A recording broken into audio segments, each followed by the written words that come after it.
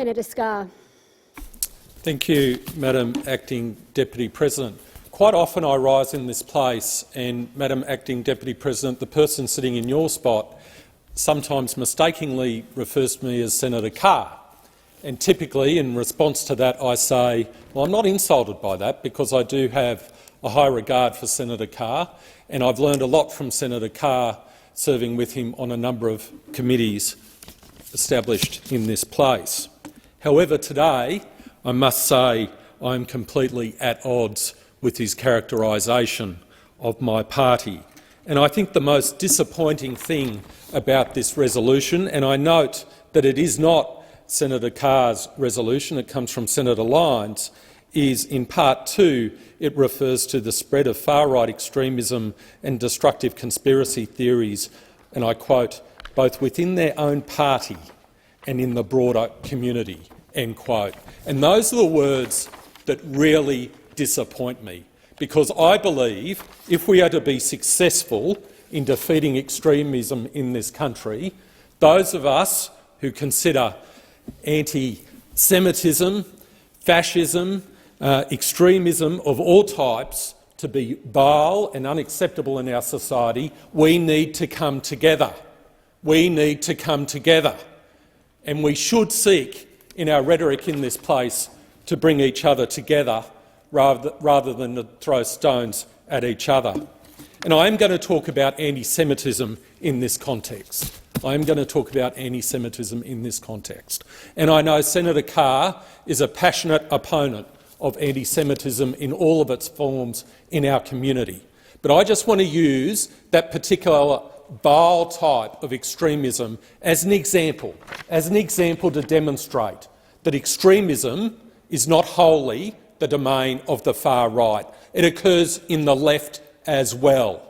So if those people coming into this place want to be sanctimonious and throw stones at this side of the chamber, they better be prepared to hear the sound of shattering glass. So let me quote to you from the Executive Council of Australian Jewry, Anti-Semitism in Australian Report 2018.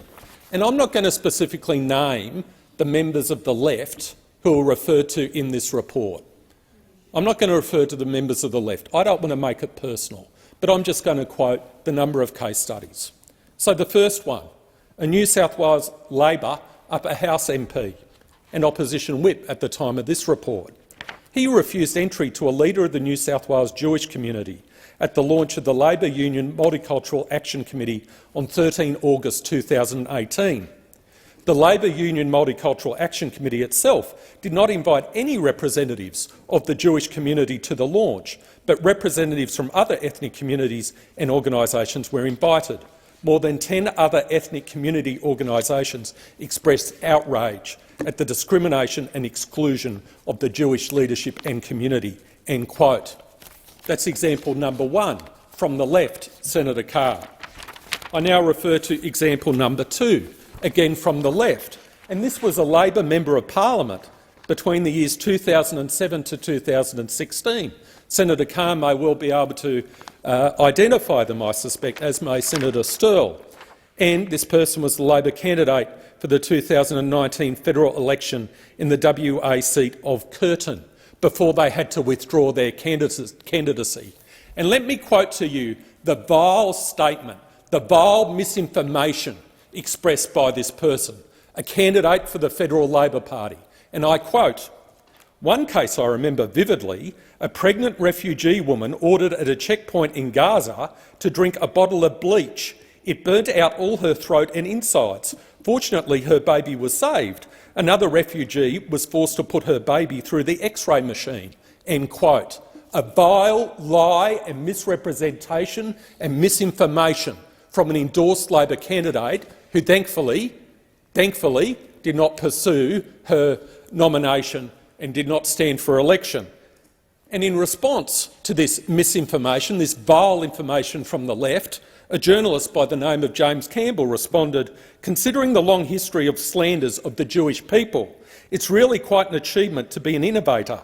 After all, this is a people that has been accused over the centuries of sacrificing Christian children to obtain blood for Passover bread and nursing a plan for global domination."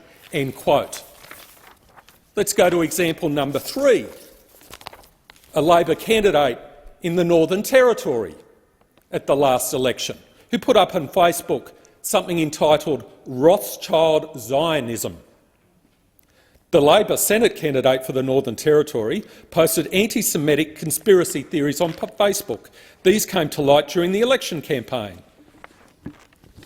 He posted an image in October 2016 of Jacob Rothschild. Both items were in support of David Icke, an absolutely vile human being, and his conspiracy theory that the Rothschild family secretly run the world by controlling the media, governments and global finance.